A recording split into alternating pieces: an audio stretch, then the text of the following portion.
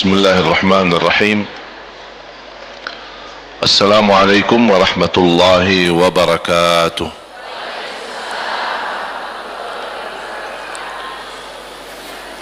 الحمد لله رب العالمين،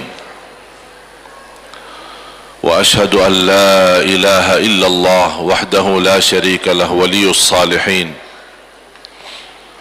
وأشهد أن سيدنا ونبينا محمدا عبد الله ورسوله الصادق الأمين. اللهم صل وسلم وبارك على سيدنا محمد وعلى آله وصحبه ومن تبعهم بإحسان إلى يوم الدين. سبحانك لا علم لنا إلا ما علمتنا إنك أنت العليم الحكيم. Alhamdulillah wa syukurillah atas nikmat yang pertama Islam dan iman. Nikmat Islam iman merupakan nikmat yang amat besar, dan kita sebagai orang muslim muslimah belum mampu mensyukuri nikmat yang terbesar, nikmat Islam dan iman. Nikmat yang kedua, nikmat umur. Sebagaimana bersabda Rasulullah sallallahu alaihi wasallam, "Ni'mal 'abdus salih man tala umruhu wa hasuna 'amaluhu." Sebaik-baik hamba Allah yang salih, yang panjang usianya, baik pula amalannya. Sebaliknya seburuk-buruk hamba yang panjang usianya tapi na'udzubillah buruk amalannya. Berarti umur itu menjadi modal besar. Tapi sayang sekali dengan umur ini ternyata banyak manusia yang akan merugi di hari kiamat, karena mereka tidak menghargai usia, umur, waktu yang diberi oleh Allah Subhanahu wa taala.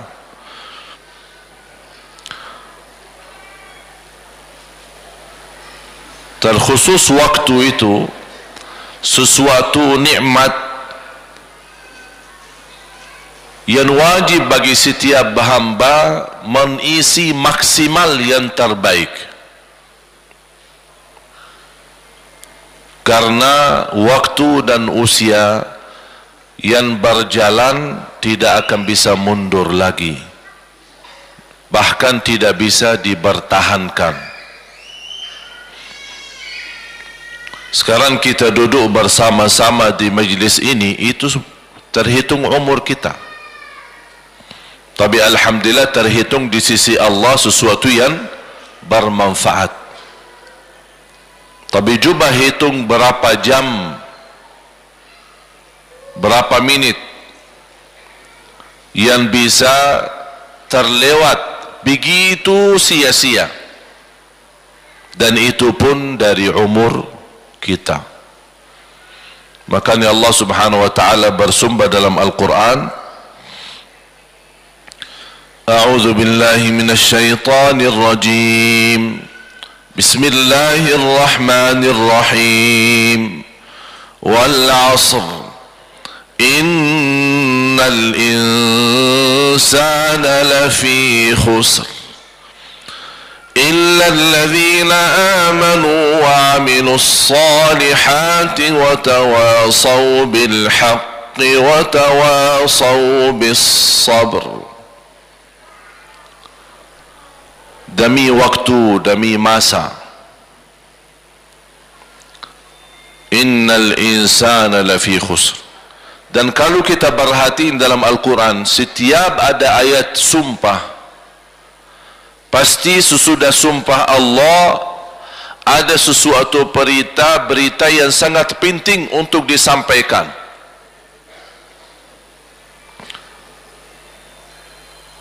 Wal laili idza yaghsha wan nahari idza tajalla wa ma khalaqa adh-dhakara wal untha inna sa'yakum lasyatta wasyamsi wa duhaha wal qamari idza talaha wan nahari idza jallaha wal laili idza yaghshaha. Ini semua Allah bersumpah, dan Allah subhanahu wa ta'ala berhak bersumpah dengan apa saja dari makhluknya, dengan matahari, dengan bulan, dengan siang, dengan malam. Wadduha wal laili idza saja ma wadda'aka rabbuka wa ma qala wan nazi'ati gharqa wan nashitati nashta was sabihati sabha wal mursalati urfa fal 'asifati 'asfa. Ini semua ayat sumpah. Wal 'asr innal insana lafi khusr wal fajr wa layalin 'ashr wasyaf'i wal watr. Ketika ayat sumpah-sumpah ini, selepas ayat bersumpah ini, semua ujung-ujungnya Allah ingin memberikan pesan yang sangat penting untuk kita. Sebagaimana firman Allah, wal 'asr, demi waktu, demi masa. Ada apa ya Allah dengan sumpah ini? Allah ingin menyampaikan sebab waktu, gara-gara waktu, gara-gara masa, gara-gara usia, innal insana lafi khusr, banyak manusia yang akan merugi, sia-sia. Padahal usia kita dibanding ummah yang terdahulu sangat singkat. Kalau kita dengar berita ummah-ummah terdahulu 300 tahun, 400 tahun, 1000 tahun, 3000 tahun, itu biasa. Kita standar umur umat Nabi Muhammad 60, 70, sedikit melebihi itu.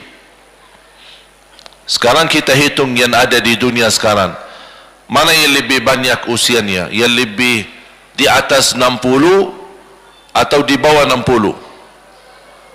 Yang lebih banyak yang di bawah 60.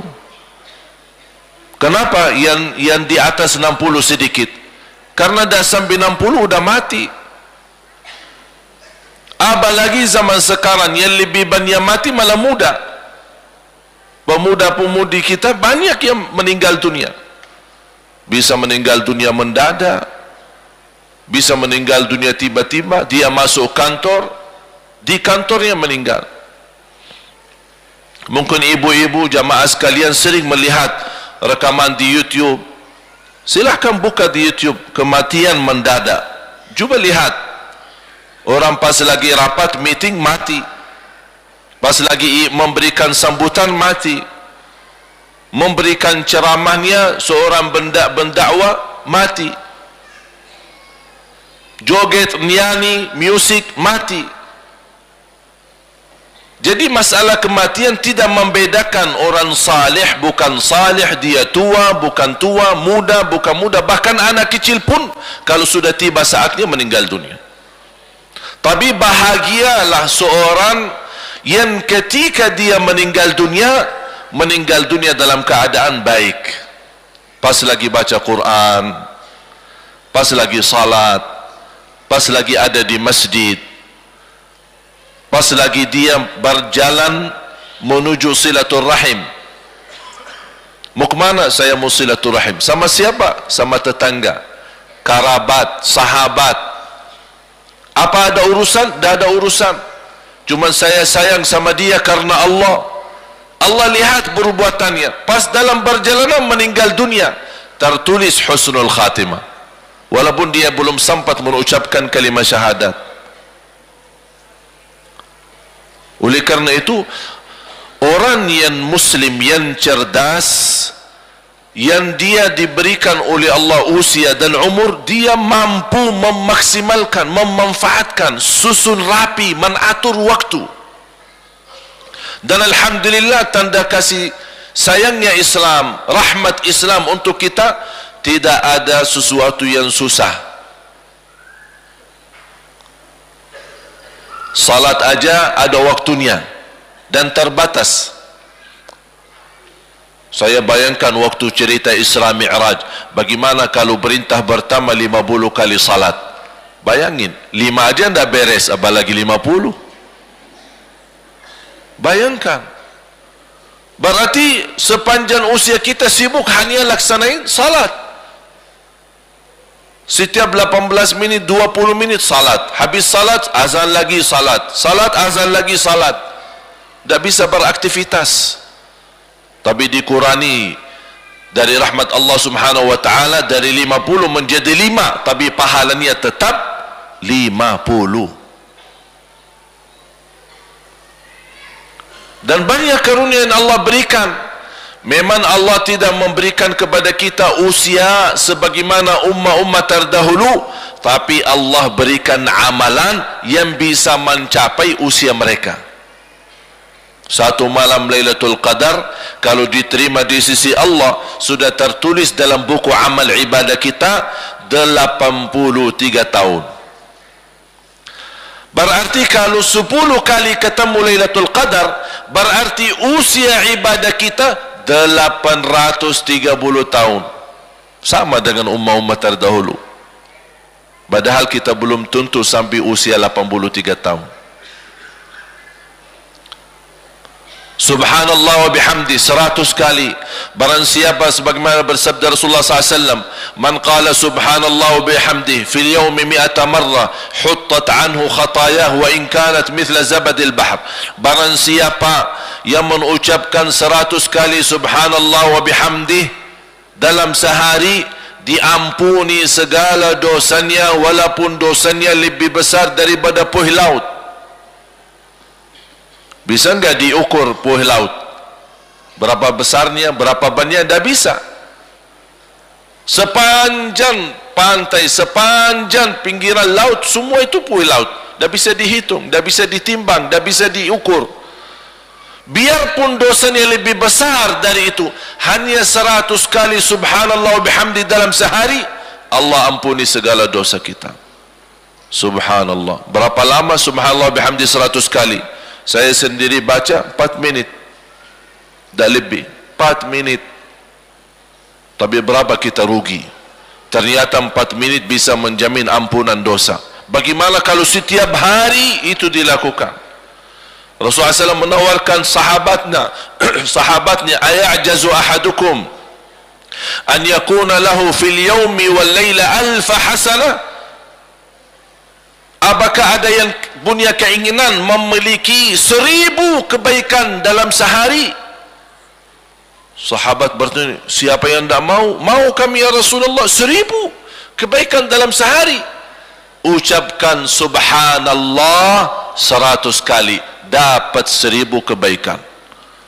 Hanya subhanallah. Subhanallah, subhanallah, subhanallah, subhanallah. 3 minit. Tak lebih.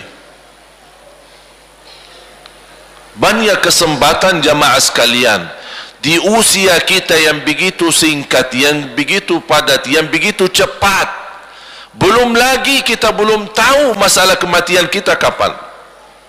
Ini hal yang biasa sederhana seperti zikir kepada Allah subhanahu wa ta'ala, sangat membantu mencapai usia yang panjang, tapi dalam usia taat, walaupun dalam usia hitungannya tidak panjang.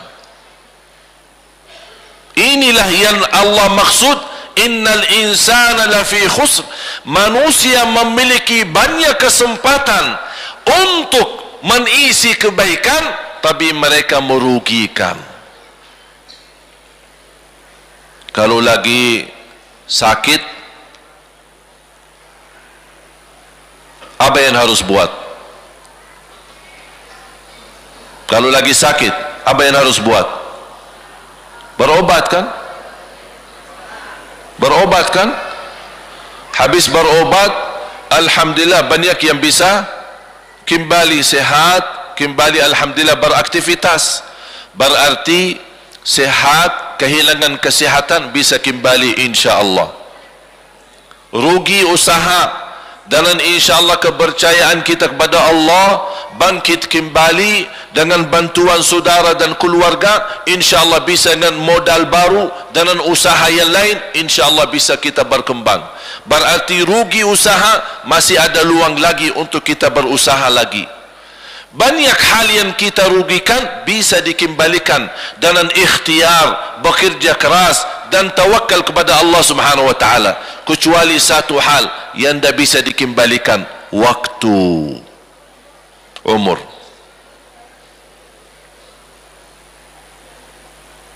Malam tidak bisa tahajud, aduh rugi, kapan saya ganti? Tidak ada, sudah malam, tunggu malam besok. Kalau masih punya usia sampai malam besok. Makanya selalu saya sampaikan ke jemaah, jangan tinggalkan salat malam walaupun 2 rakaat, tutup dengan witir. Karena salat malam tidak harus 8, salat malam tidak harus 10. Sedikit demi sedikit diistiqamahkan lebih baik daripada banyak tapi terputus. Salat malam tidak harus tidur dulu. Sering saya sampaikan, kaget, katanya harus tidur dulu.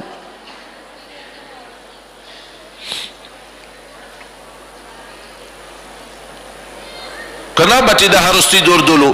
Karena salat malam waktunya bukan jam 12, bukan jam 1, bukan jam 2. Waktu salat malam mulai habis isya sampai subuh. Di awal boleh, di tengah malam boleh, di akhir malam boleh. Memang lebih baik di akhir sepertiga terakhir. Tapi ini kembali kepada kondisi kita masing-masing. Ada ibu-ibu merasa, aduh kalau jam 3 aku aja tidur jam 1. Ada orang yang alhamdulillah jam 9, jam 10 udah bisa tidur. InsyaAllah rutin jam 3 saya bisa bangun santai-santai, bisa tahajud. Tapi ada ibu-ibu lagi galau, dah bisa tidur, kefikiran, ada urusan sama suami kah, ada urusan anak kah, ada urusan hutang sana sini kah, pusing, dah bisa tidur, bolak-balik baca ayat Al-Kursi berkali-kali, bahkan habis surah Al-Baqarah tapi dah bisa tidur juga. Itu bagaimana solusinya? Kalau sudah, ya Allah, udah jam 2 mulai nantuk, ketiduran, belum dijamin bisa bangun. Syukur-syukur kalau bangun subuh. Makanya ini kembali kepada keadaan kita. Ketika kita merasa diri kekhawatiran, ketiduran, tidak bisa bangun, segera ambil air wudu, salat semampunya, 2 rakaat boleh, 4 rakaat boleh, 6 rakaat boleh, sesuai kemampuan kita. Tutup dengan witir, 1 rakaat boleh, 3 rakaat boleh, 3 rakaat pun sekaligus boleh, atau dipisahkan 2 dan 1. Udah, habis itu tidur. Sudah tertulis dalam buku amal ahli witir. Kalau bangun lagi masih ada waktu kira-kira 20 menit ingin tahajud, boleh tahajud, tapi tidak boleh witir lagi, karena Rasul melarang 2 kali witir dalam 1 malam. La witrani fi layla, tidak ada witir 2 kali. Ada yang tanya, apa sih dasarnya kalau boleh kita salat sebelum tidur? Ada 3 hadis dan 3 amalan yang Rasul sampaikan kepada 3 sahabat. Abu Dzar radhiyallahu an, Abu Hurairah radhiyallahu an, dan beberapa sahabat yang lain yang mendapatkan wasiat yang sama. Saya ambil satu contoh hadis Abu Hurairah radhiyallahu an. Abu Hurairah radhiyallahu anhu berkata, Rasulullah telah memberikan kepadaku 3 amalan. Ausani khalili bi thalath. Ausani khalili bi thalath. Rasul telah memberikan kepada aku 3 amalan. Ini kata siapa? Abu Hurairah radhiyallahu an. Yang pertama, an asuma min kulli syahr 3 ayyam. Setiap bulan puasa 3 hari. Ini amalan pertama. Dijelaskan di hadis yang lain, yang dimaksud 3 hari setiap bulan adalah ayyamul bid, 13, 14 dan 15. Amalan yang kedua, wa an usalli duha, jaga salat duha. Yang ketiga, wa an utira qabla an anam. Wahai Abu Hurairah, jaga witir sebelum tidur. Ini wasiat Rasul kepada Abu Hurairah. Saya begitu baca hadis ini yang sahih, saya pun terkejut. Sepertinya Rasul sudah tahu akhir zaman umatnya bakal suka ketiduran, makanya sudah ada solusi dari zaman Rasul. Abu Hurairah, jaga witir sebelum tidur. Ini buatmu dan umatku yang nanti datangnya suka ketiduran. Udah, Rasul sudah kasih jawabannya. Daripada rugi, tidak sama sekali dapat pahalanya, Rasulullah SAW mengingatkan, innallaha witrun yuhibbul witr fa'awtiru. Allah maha witir, Allah cinta witir, jagalah witir. Tahu enggak ibu-ibu jamaah sekalian, di mazhab Imam Hanbali ada satu pendapat di dalam mazhab Imam Hanbali, orang yang tidak rutin salat witir tidak boleh jadi saksi nikah.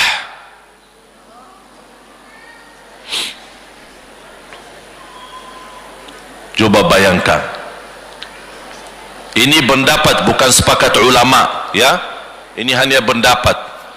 Tapi yang saya mengambil dari pendapat ini, di zaman Imam Ahmad bin Hanbali memang menjadi kebiasaan, witir itu kebiasaan. Bahkan menganggap orang yang tidak salat jamaah di masjid tidak sah jadi saksi nikah. Ada pendapat seperti itu dalam fikih. Bagaimana yang tidak salat sama sekali?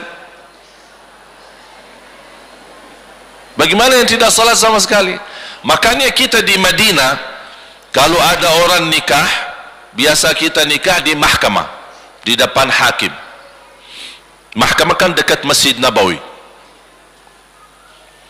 Jadi datang calon laki-laki sama keluarga perempuan, termasuk perempuan juga dibawa di depan hakim untuk menikahkan mereka. Hakim juga bertanya sama wanita. Hakim bertanya sama wanita, kamu terima nikahnya sama laki ini? Tidak ada yang maksa? Tidak ada, karena kadang-kadang terpaksa karena aturan budaya, karena kebiasaan keluarga. Jadi hakim harus bertanya langsung sama wanita. Habis selesai, sudah diamankan laki dan perempuan, datang saksi. Kan harus ada 2 saksi. Hakim bertanya, salat jamaah enggak? Kalau dia jawab, iya saya salat jamaah, minta dibawain surat dari imam masjid. Ini ahli masjid, surat ini ahli masjid, jamaah kita. Nanti disesuaikan masjidnya sama alamat rumah. Alasan mungkin dia besok kenal masjid, imam masjid mana, tapi dia tidak pernah salat di masjid, cuma karena teman atau keluarga kebetulan. Ini Pak diminta surat ini, saya mau jadi saksi. Begitu ketat. Saya sering menghadiri acara pernikahan, tak pernah saya mendengar yang membawa acara tanya saksi, Pak salat enggak? Kalau Bapak tidak salat, mohon maaf kami tidak bisa terima Bapak jadi saksi. Kacau acara pernikahan. Itu beda kehidupan kita. Dan agama Ada yang punya kehidupan tapi karena kebiasaan. Semua jadi boleh aja. Kan rahmatan lil alamin. Jadi tinggalin salat, tetap jadi saksi, ujung-ujungnya rahmatan lil alamin. Ini salah guna rahmatan lil alamin. Bapak ibu jamaah sekalian dimuliakan Allah Subhanahu wa taala. Berarti kembali lagi, usia itu nikmat besar. Bahagia seorang yang mampu dengan kecerdasan mengaturkan waktu. Dan subhanallah, kalau kita melihat kehidupan kita sehari-hari, sebenarnya banyak hal yang kita lakukan, tetap dunia kita jalan, tapi ibadah pun bisa jalan. Contoh sederhana, zikir kepada Allah. Apa sih susahnya kita terus gerakkan lidah kita berzikir kepada Allah? Zikir kepada Allah tidak harus wanita dalam keadaan suci. Zikir kepada Allah tidak harus wuduk dulu. Zikir kepada Allah tidak harus menghadapi kiblah. Zikir kepada Allah tidak harus di masjid. Dimanapun kita berada, jalan kaki, di mobil, di rumah, di pas lagi masak, semua kita boleh berzikir. La yazalu lisanuka ratban min dzikrillah. Basahi lidahmu zikir kepada Allah Subhanahu wa taala. Ini salah satu amalan yang menjamin masuk surga. Dengan hanya basahi lidahmu dengan zikir kepada Allah. Amalan yang paling ringan tapi pahalanya yang paling besar, itu zikir. Ringan. 2 kalimat, ringan di atas lidah, berat di atas timbangan, dicintai Allah subhanallah wa bihamdi subhanallahil azim. 2 kalimat. Tapi kalau diucapkan memang sangat mudah, ringan. Tapi kalau ditimbangan di sisi Allah, berat timbangannya, pahalanya besar. Bukan hanya berat di timbangan, tapi Allah mencintai kalimat ini. Berarti kalau kita ucapkan kalimat yang dicintai Allah, insyaAllah nanti akan Allah mencintai kita. Qul huwallahu ahad. Rasulullah SAW bersabda, man qara qul huwallahu ahad fil yawmi wal layla 10 marratin bana Allahu lahu baitan fil jannah. Di riwayat qasran fil jannah, sebagaimana di Musnad Imam Ahmad Hanbali, kemudian riwayat Imam Tabarani dan Baihaqi. Rasulullah SAW bersabda, barang siapa yang baca qul huwallahu ahad dalam sehari 10 kali saja, dapat rumah di dalam surga. Di riwayat yang lain, dapat istana di dalam surga. Qul huwallahu ahad 10 kali.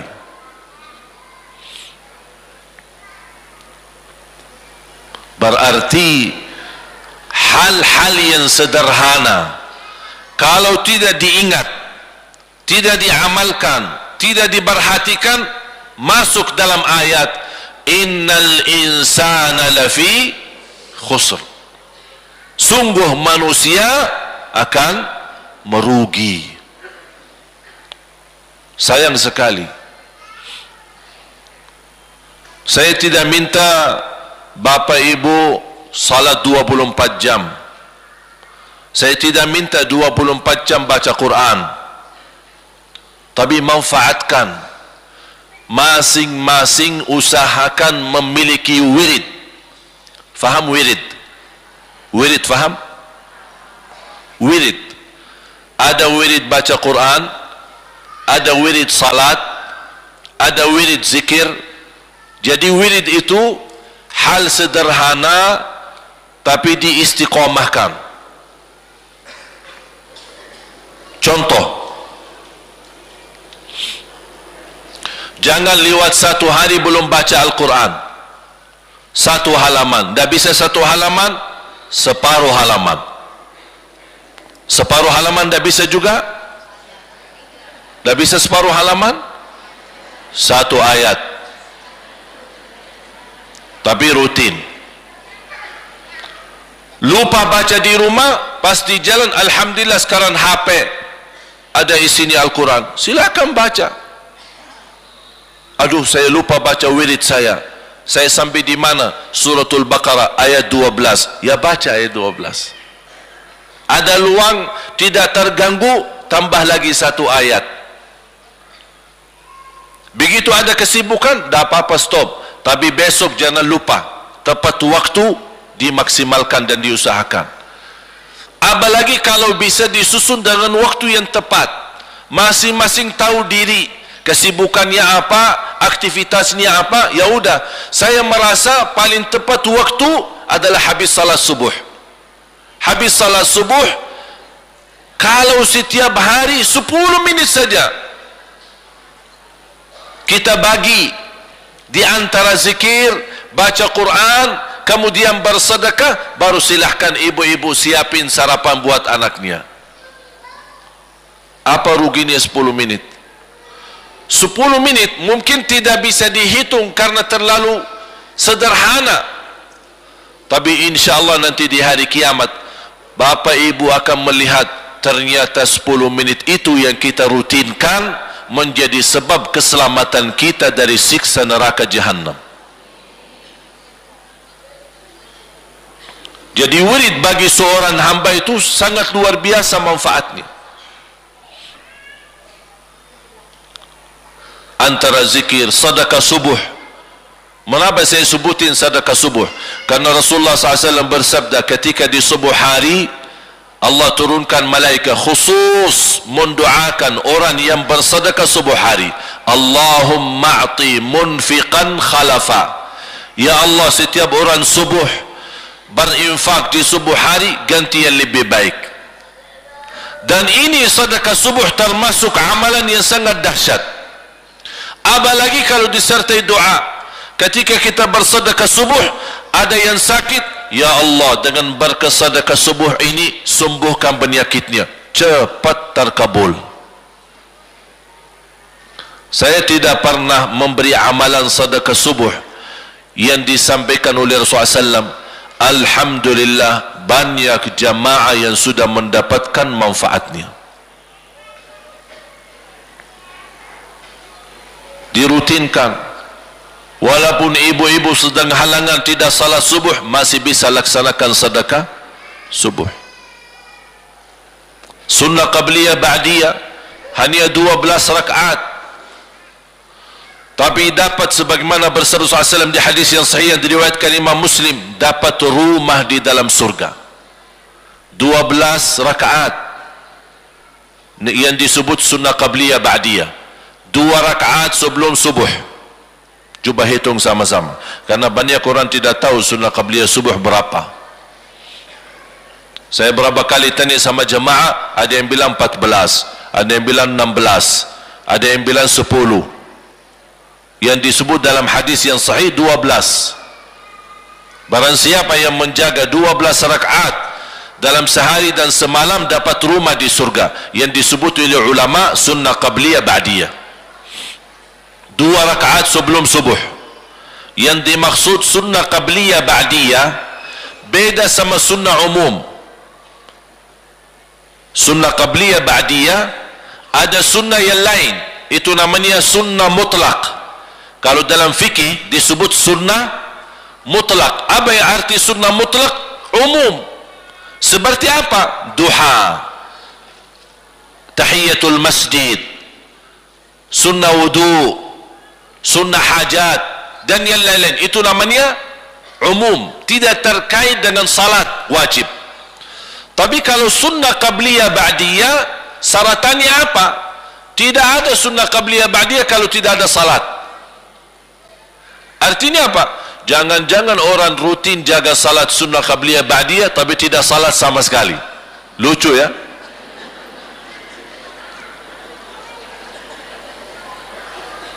Sunnah qabliyah ba'diyah, adanya sunnah qabliyah ba'diyah karena ada wajibnya. Dan wajib itu kalau ada kekurangan di salat wajib, dan pasti ada kekurangan, tak ada yang sempurna salatnya, termasuk saya. Makanya manfaatnya ini sunnah qabliyah ba'diyah, menutupi kekurangan yang wajib. Makanya pertama yang dihisab, kata Allah subhanahu wa ta'ala kepada malaikatnya, periksa salat hambaku. Habis diperiksa salatnya, ya Allah, banyak kekurangan. Apa kata Allah? Lihat sunnahnya.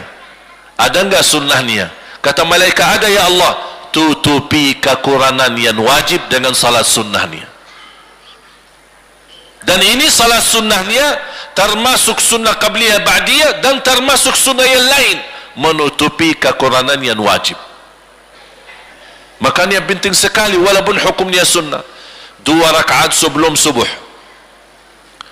4 rakaat sebelum zuhur,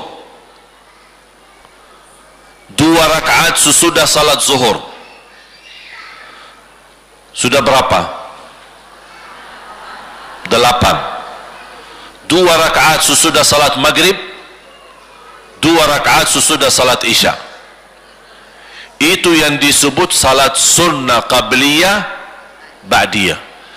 Di luar itu ada sunnah mutlak. Contoh, barang siapa bersabda SAW, barang siapa yang salat sebelum asar 4 rakaat dapat rahmat dari Allah, itu di luar sunnah qabliyah ba'diyah. Itu namanya sunnah umum. Ketika kita ada luang salat 4 rakaat. Kalau salat sunnah tetap 2, tidak boleh digabung. Karena Rasulullah SAW di hadis yang sahih, la tushabbihu nafilata bil faridah, tidak boleh disamakan salat wajib dengan salat sunnah. Artinya kalau ada sunnah qabliyah 4 rakaat, berarti 2 dulu baru 2 lagi. Tidak boleh disamakan dengan salat zuhur atau salat asar. Syarat sunnah qabliyah ba'diyah, pertama terlaksana salat wajib, terkait dengan salat wajib. Yang kedua sesudah azan. Tidak ada sunnah qabliyah sebelum azan. Jadi kalau belum azan, berarti kalau anda salat sunnah, itu sunnah apa? Mutlak. Sunnah apa? Mutlak. Bahasa lain di dalam fikih, nafilah. Apa itu nafilah? Ya sunnah umum. Masuk masjid belum azan, ingin salat 2 rakaat, 4 rakaat, 6 rakaat, itu semua namanya nafilah mutlak, sunnah mutlak. Begitu azan anda salat 2 rakaat, itu namanya sunnah qabliyah sesudah azan. Termasuk sunnah fajar.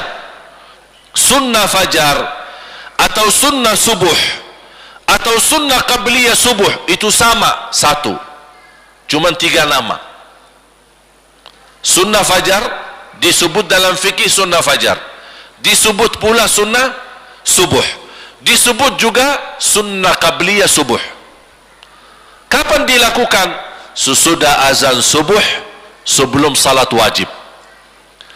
Berarti sunnah fajar yang selama ini kita dengar, sunnah fajar sebelum azan, itu bukan sunnah fajar yang sebelum azan. Kalau belum azan, apapun anda salat, itu semua termasuk salat malam, dihitung sebagai salat malam. Nawaitu salat taubat kah, nawaitu salat hajat kah, nawaitu salat apa saja, sama disebut di bawah kata umum salat malam. Karena tidak ada istilah imsak dari salat malam. Faham gak imsak? Kalau lagi puasa kan biasa imsak kan sebelum. Kalau salat malam tidak ada imsaknya. Kapan berhenti salat malam? Kalau dengar azan.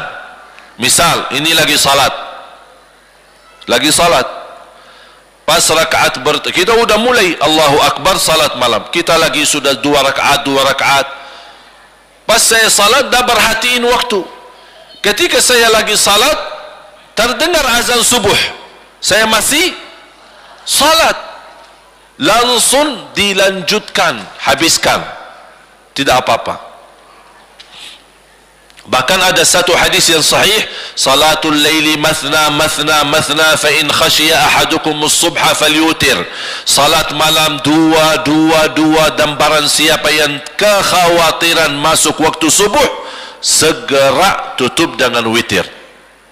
Ini bagi orang yang salat malam di terakhir, di ujung. Sudah faham? Jelas? Nyambung? Masuk? Alhamdulillah. Jadi kita sepakat mulai hari ini kita punya wirid. Setuju? Punya wirid. Wirid apa? Sesuai kemampuan. Ada yang kelebihannya suka zikir, udah jadikan wirid zikir. Ada yang suka tahajud, udah berarti wiridnya tahajud. Ada yang kelebihannya suka baca Quran, suka baca, suka dengar. Dan selalu saya usulkan, kalau bisa lebih banyak mendengar daripada membaca. Jadi dengar sambil melihat Al-Quran, luar biasa manfaat. Pendengarannya itu luar biasa. Makanya banyak dalam Al-Quran selalu mendahulukan pendengaran. Sami'na wa ata'na. Inna sam'a wal basara wal fuada. Pendengaran, pandangan mata dan yang lain-lain. Berarti selalu didahulukan pendengaran. Makanya kita selalu mengusulkan ke jamaah suka sering mendengar, rutin mendengar bacaan Al-Quran murattal. Termasuk bagi ingin yang menghafal Al-Quran, harus banyak mendengar bacaan Al-Quran. Di jalan, naik motor, kita bisa pesan di telinga kita, melalui HP kita, pas mau tidur. Dan subhanallah, simak dan mendengar Al-Quran ketika tidur terekam di dalam otak. Karena kalau kita tidur, semua yang ada di dalam tubuh badan kita menurun, drop, kecuali satu yang aktif pas kita tidur. Apa? Otak. Otak aktif. Makanya kalau ada orang sering sakit kepala, ingin diperiksa otaknya, dikasih obat tidur, baru dipasang alatnya supaya kita tahu keadaan otaknya apa. Makanya ditemukan ahli teliti, khususnya para dokter otak, menemukan begitu dahsyat energi dan manfaatnya suara Al-Quran bagi orang yang tidur. Jadi boleh setel Al-Quran dengan suara yang tidak mengganggu orang lain, tapi cukup mendengar kita sendiri, setel. Karena ini sangat memfreshkan kepala kita, otak-otak kita, termasuk saraf-saraf. Karena aktivitas, faktor usia, mungkin karena sering sakit dan yang lain-lain, ada saraf-saraf yang bisa dikatakan sudah non-aktif, tidak aktif, dihidupkan dan diaktifkan kembali oleh bacaan-bacaan Al-Quran. Subhanallah, obat. Allah turunkan kepada kita Al-Quran, obat, menyembuh dari segala penyakit, penyakit jasmani maupun penyakit rohani.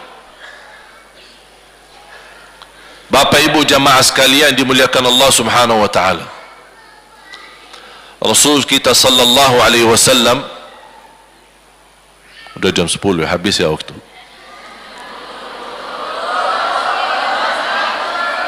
Apa yang belum? Karena siap-siap zuhur kan. Rasulullah sallallahu alaihi wasallam sebagai nabi kita, tidak ada sesuatu yang kebaikan yang beruntung buat kita sudah disampaikan. Bahkan Rasulullah SAW tidak pernah melupakan dan mendoakan kita. Ketika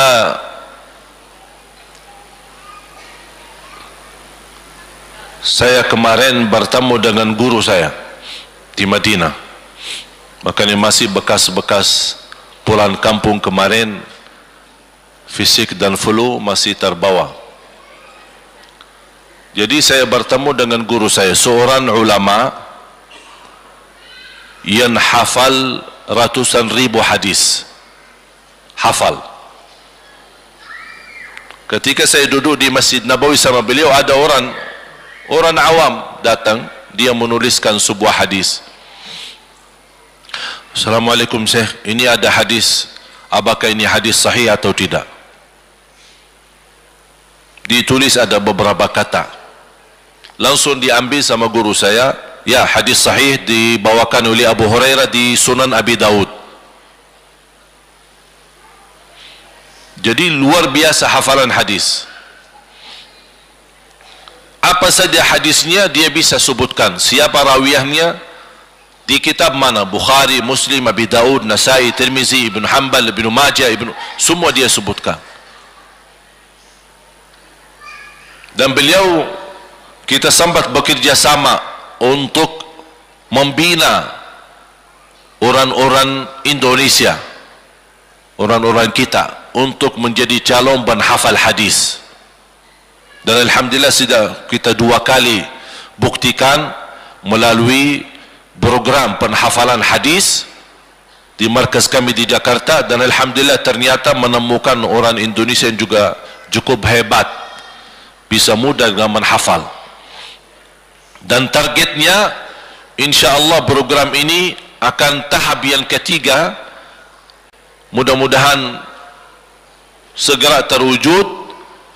Semua penghafal hadis kalau sudah lulus akan dikirim ke Madinah melanjut belajar hadis di Masjid Nabawi, dan ini semua gratis, free, tidak ada 1 rupiah bayar.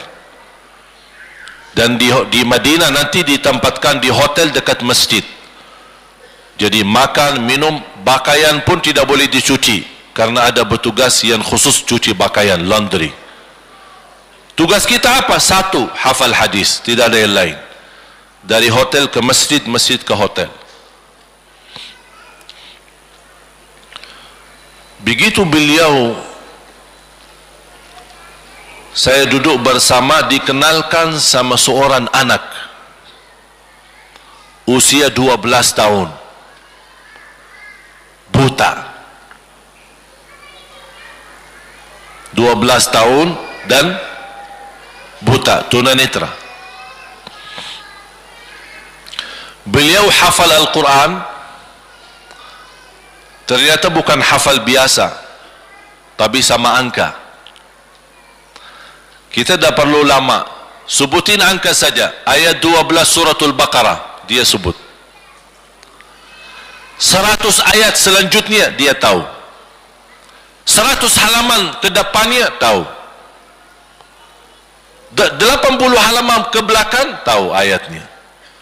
Dia bisa beritahu ayat ini di posisi halaman kanan, halaman kiri, atas atau bawah. Bukan hanya itu saja, hafal tafsir. Jadi dia bisa jelasin ayat. Kalau ada cerita asbabun nuzul, dia jelasin asbabun nuzul. Bukan hanya begitu saja, baru kemarin beliau dapat juara 1 menghafal 18.000 hadis.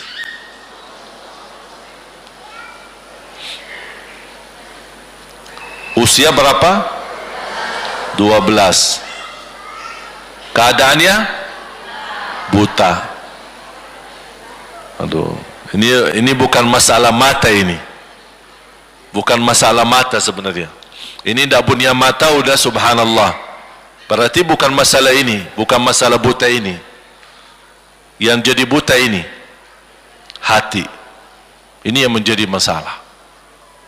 Dan insyaallah kita akan undang ke Indonesia di beberapa waktu yang akan datang, memberikan contoh. Saya tanya, apa cita-citamu? Sekarang usia 12 tahun, hafal Al-Quran dengan hafalan yang begitu hebat dan dahsyat, bersama tafsir, asbabun nuzul. Belum lagi menghafal 18.000 hadis.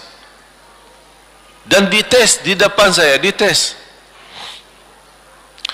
Man kana yu'minu billahi wal yawmil akhir falyaqul khairan aw liyasmut. Barang siapa yang iman kepada Allah dan hari kiamat, berkatalah yang baik atau diam. Hadis itu dari mana? Dia sebutin hadis sahabat Rasulullah SAW, ini nomornya sekian di Sahih Bukhari atau langsung. Apa ada hadis yang mirip tapi di riwayat lain, dia sebutin. Saya tanya, cita-citamu apa? Saya ingin jadi imam besar Masjidul Haram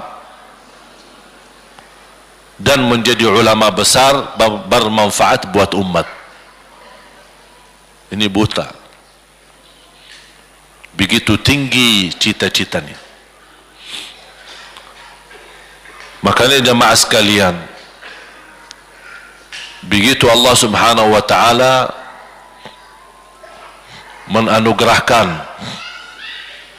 dan bagi saya itu nikmat besar, saya mensyukuri. Sampai titik ini saya selalu bersyukur kepada Allah Subhanahu wa taala, bisa berhadir di depan Bapak Ibu dan bisa berada di Indonesia.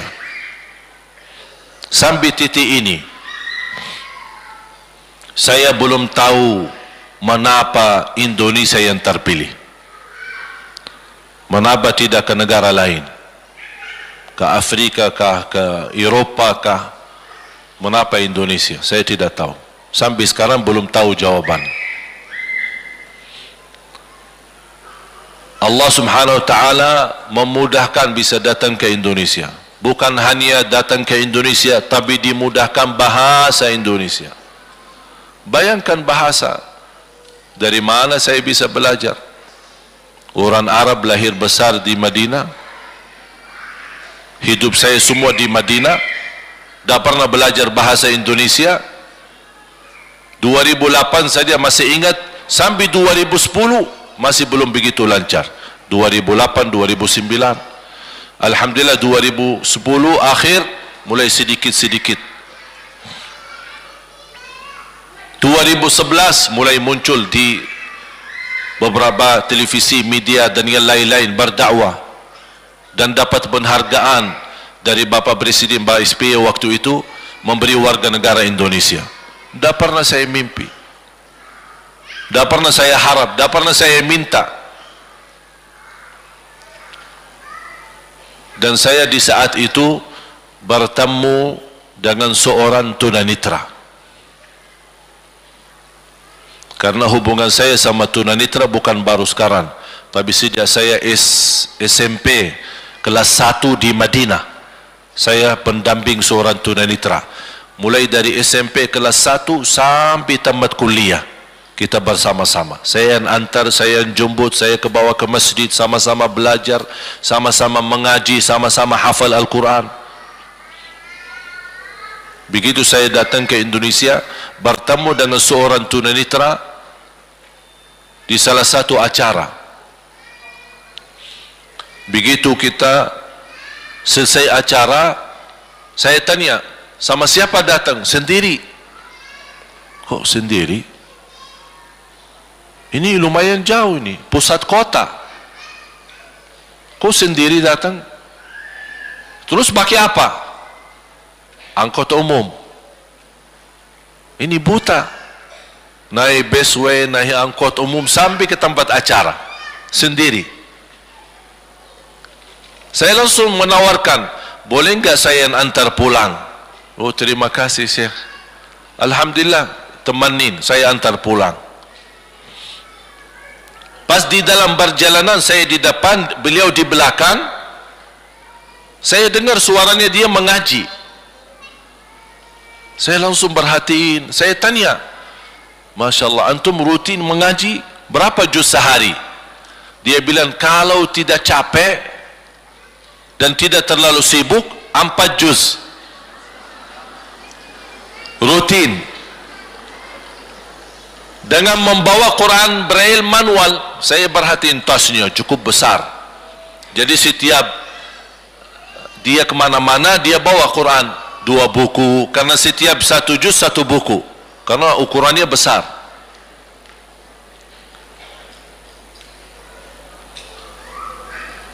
Begitu saya melihat upaya dibandingkan kemudahan dan fasilitas tunanetra yang di Madinah, yang dapat perhatian dari kerajaan.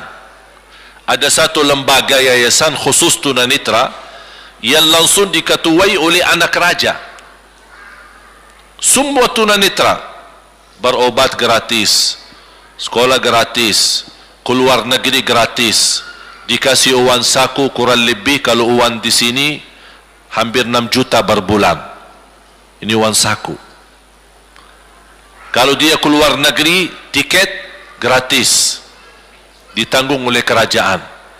Pendampingnya hanya bayar 50%. Kemana saja?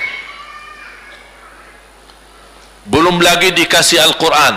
Harga Quran Braille manual lebih dari 6 juta. Kurang lebih 2.000 rial.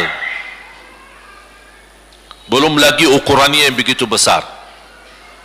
Alhamdulillah, atas izin Allah Subhanahu wa taala diberikan kemudahan menemukan satu ide bisa memberi kemudahan untuk saudara kita tunanetra Quran Braille digital. Dari ukuran yang begitu besar 2 kardus menjadi 1 buku disertai dengan pena yang bersuara yang bisa mereka mendengar bacaan Al-Quran. Dan alhamdulillah atas izin Allah dan bantuan jamaah termasuk warga jamaah Majlis Ta'lim ibu-ibu di Bandung dan di Jakarta, alhamdulillah kami berhasil membagi lebih dari 6.000 Quran Braille digital di Aceh, di Palembang, di Lampung, Lombok, Jogja, kemudian di Jakarta, kemudian di Bandung sudah berapa kali. Dan insya Allah cita-cita saya dan mudah-mudahan menjadi cita kita bersama, insya Allah diperkirakan di bulan Maret kemungkinan besar akan datang berkunjung silaturrahim ke Indonesia Raja Arab Saudi, Raja Salman, bersama ulama, menteri, berusaha dan banyak.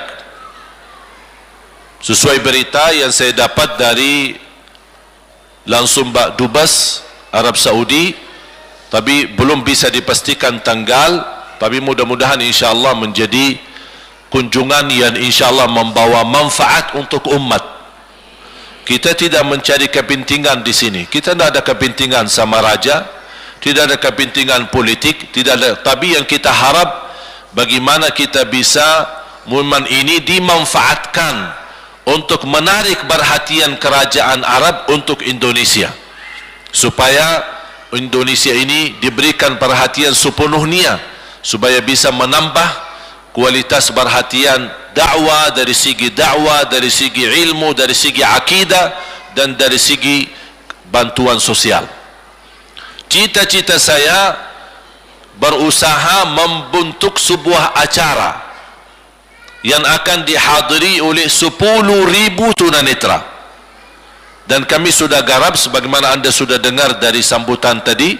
Salah satu pembina di ITMI, Ikatan Tunanetra Muslim Indonesia, insyaAllah 10.000 yang kita hadirkan, yang saya sedang lobby, mudah-mudahan insyaAllah di acara tersebut kita bisa lipatkan Raja Salman hadir di depan 10.000 tunanetra, mewujudkan anugerah ini. Mudah-mudahan kalau ini bisa terwujud, saya percaya dan yakin sisa saudara kita tunanetra yang masih ribuan bahkan ratusan ribu yang belum dapat, insyaAllah saya percaya dan yakin insyaAllah Raja Salman akan menutupi sisanya. Makanya kita berjuang, dan saya harap semua yang hadir tanpa kecuali insyaAllah semua yang hadir berkenan terlipat paling tidak 1 orang wakaf 1 Quran untuk saudara kita tunanetra. 1 orang 1 Quran, tidak bisa sekarang tidak masalah, kapan saja, tapi mudah-mudahan menjadi doa kita bersama. InsyaAllah kalau dipastikan bulan Maret kedatangan kunjungan silaturrahim ini, insyaAllah kita sudah siapkan 10.000 tunanetra yang insyaAllah akan hadir. Mudah-mudahan wakaf kita menjadi sebuah cahaya untuk Indonesia, karena memang Indonesia di saat ini menghadapi krisis banyak, termasuk krisis akhlak, krisis politik, krisis ekonomi. Tapi mudah-mudahan dengan saf-saf kita, merapatkan hati kita, merapatkan saf kita, dan mempersatukan antara kita, insyaAllah mudah-mudahan Indonesia ke depan menjadi baldatun tayyibatun wa rabbun ghafur. Ada satu surah berkesan di hati saya. Walaupun sudah lama saya menghafal surah ini, dan saya rasa mungkin ada sebagian jamaah sudah hafal atau sebagian dari surah ini hafal beberapa ayat. Tapi kapan mulai surah ini berkesan di hati saya? Ketika saya menurusi tunanetra. Semakin dekat dengan tunanetra, semakin terasa begitu luar biasa indahnya surah ini, memberikan teguran kepada saya dan kepada kita semua. Surat Abasa di juz 30. Surat Abasa ini diawali dengan cerita tunanetra, dan Allah khusus menurunkan surah ini menjadi teguran kepada Nabi kita, Nabi Muhammad sallallahu alaihi wasallam. Nabi Muhammad di saat yang sama ketika seorang tunanetra datang bernama Abdullah ibni Ummi Maktum, datang mengharapkan petunjuk, mengharapkan hidayah, mengharapkan diterima imannya dan Islamnya, dan ingin mengucapkan kalimat syahadat di depan Rasulullah sallallahu alaihi wasallam. Di saat yang sama Rasulullah sedang sibuk mendakwahi pimpinan-pimpinan Quraisy. Wajar kalau kita sedang duduk, ada orang yang di samping kita orang miskin, orang susah, tapi di sisi lain di sebelah kita ada juga orang pejabat dan kaya. Perhatian kita kemana? Ana butuh apa sama yang miskin? Sama-sama miskin, buat apa kita sama-sama bantu selain doa? Otomatis fikiran kita larinya barangkali dapat hal-hal yang baik, bisa bantu dakwah, bisa bantu perhatian, bisa bantu segala. Rasul kita sallallahu alaihi wasallam memiliki perhatian kepada pimpinan Quraisy, karena Rasul yakin kalau pimpinan Quraisy ini masuk Islam, itu sangat pengaruh di Makkah. Ini ketua-ketua, kepala-kepala Quraisy, Abu Jahal, Abu Umayyah dan yang lain-lain. Kalau ini mereka masuk Islam, luar biasa. Jadi power dan manfaat masuknya mereka Islam jauh lebih besar daripada seorang tunanetra yang tadi yang ada di samping Rasulullah SAW. Makanya orang tunanetra ini datang kepada Rasul. Rasul bukan menolak, Rasul tidak mau memberi perhatian, bukan. Rasul ingin memberi perhatian, tapi di saat yang sama Rasul sedang sibuk untuk menghadap pimpinan Quraisy. Mudah-mudahan mereka berkenan menerima Islam. Allah turunkan surat Abasa menjadi teguran untuk Nabi Muhammad. Kalau Rasul, namanya Rasul, manusia yang termulia, Nabi yang termulia, yang paling dicintai Allah, Nabi yang terakhir, yang paling disayangi Allah subhanahu wa ta'ala, Nabi yang terakhir datang, tapi Nabi yang pertama yang akan masuk surga. Semua Nabi tidak bisa masuk surga kecuali Nabi Muhammad dulu, karena Nabi Muhammad yang diizinkan tutup pintu surga, dan petugas yang menjaga pintu surga membuka karena Nabi Muhammad sallallahu alaihi wasallam. Begitu mulianya Nabi Muhammad sallallahu alaihi wasallam, tapi dapat teguran. Allah subhanahu wa ta'ala memberikan, dan ini surat Abasa menjadi peringatan buat kita semua. Abasa wa tawalla an ja'ahul a'ma wa ma yudrika la'allahu yazzakka. Bisa saja orang tunanetra ini masuk Islam, dia lebih mulia dan lebih bersih untuk bermanfaat buat umat Islam daripada pimpinan Quraisy. Wa ma yudrika la'allahu yazzakka. Au yadhakkaru fatanfa'ahu dzikra. Ini tunanetra bisa jadi ketika dinasihatin, manfaatnya banyak nasihat buat dia dibanding pimpinan Quraisy. Au yadhakkaru fatanfa'ahu dzikra. Amma man istaghna, yang berbaling, yang tidak mau terima, yang menolak. Amma man istaghna, Allah sudah gambarkan mereka yang tidak mau memberi perhatianmu, tapi kamu berupaya mengejar mereka, memberi perhatian mereka, mendekati mereka, tapi mereka tidak menghargai perjuanganmu. Ini lebih fantas perhatian kepada tunanetra. Wa amma man istaghna fa anta lahu tasadda wa ma 'alaika alla yazakka. Kalau mereka tidak mau hidayah dari Allah, biarkan saja mereka. Walaupun mereka pimpinan Quraisy, walaupun mereka orang-orang terhormat, walaupun mereka orang-orang yang berjabat tinggi, biarkan kalau mereka tidak ingin mendapatkan hidayah dari Allah Subhanahu wa taala. Wa amma man ja'aka yas'a wa huwa yakhsha. Tapi tunanetra ini datang dengan penuh hati, dengan ikhlas, ingin mendapatkan rasa takut kepada Allah Subhanahu wa taala, ingin mendapatkan indahnya dan manisnya iman. Wa huwa yakhsha fa anta anhu talaha. Tapi engkau Nabi Muhammad masih ninggalin dia dan sibuk mengurusi pimpinan Quraisy.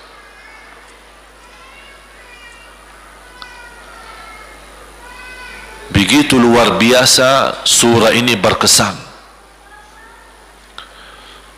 Saya mendalami dan menhayati, kalau Nabi Muhammad punya kesibukan yang sangat penting juga dalam dakwah. Rasul tidak sibuk dunia, tidak sibuk urusan keluarga, justru sibuk dakwah, sibuk terhadap pimpinan Quraisy yang sangat pengaruh kalau mereka masuk Islam. Tapi Allah memberikan teguran karena tidak memperhatikan tunanetra. Kalau Nabi Muhammad yang mulia dapat teguran, kira-kira Bapak Ibu, apa kesibukan kita untuk tidak memperhatikan tunanetra? Sibuk apa? Dakwah? Dakwah sibuk. Rasul aja punya kesibukan yang mulia, bukan kesibukan yang sederhana. Mulia juga kesibukannya adalah ingin pimpinan Quraisy masuk Islam. Bukan berarti Rasul merendahkan tunanetra, tapi Rasulullah SAW masih mendahulukan pimpinan Quraisy. Begitu luar biasa. Makanya ayat ini, bahkan ketika saya salat sunnah, saya suka baca surat Abasa. Di setiap salat sunnah qabliyah ba'diyah saya suka baca. Mengapa saya suka baca? Supaya ingin kesadaran diri saya tidak berubah, untuk sepenuhnya mensyukuri nikmat pandangan mata yang Allah berikan. Dan bagi saudara kita tunanetra yang memiliki kekurangan, tapi saya rasa mereka bukan memiliki kekurangan, tapi justru itulah kesempurnaan. Allah menjaga pandangan mereka supaya mereka tidak melihat dosa dan maksiat. Tapi subhanallah, kelebihan di sisi lain adalah mereka mampu menghafal Al-Quran menggunakan telinga. Makanya alhamdulillah, wakaf Quran Braille ini untuk tunanetra itu sangat terlihat manfaatnya. Apalagi kita tambah lagi disertai dengan mencetak yang baru, Quran disertai hadis sehari-hari yang mereka bisa gunakan dan bisa amalkan. Saya kenal dari mereka yang awalnya sebelum terima Quran ini, kata mereka, saya jarang baca Quran, apalagi mau dengar, bahkan buta baca, tidak pernah bisa baca. Tapi alhamdulillah, saking senangnya mereka menerima Quran ini, mereka justru menjadi semangat untuk menjadi ahlul Quran. Dan kita insyaAllah tidak akan kurangi semangat kita untuk terlibat mendapatkan pahala wakaf ini. Semoga menjadi amal jariyah, sedekah jariyah sepanjang hidup kita di dunia dan di akhirat. Amin ya rabbal alamin.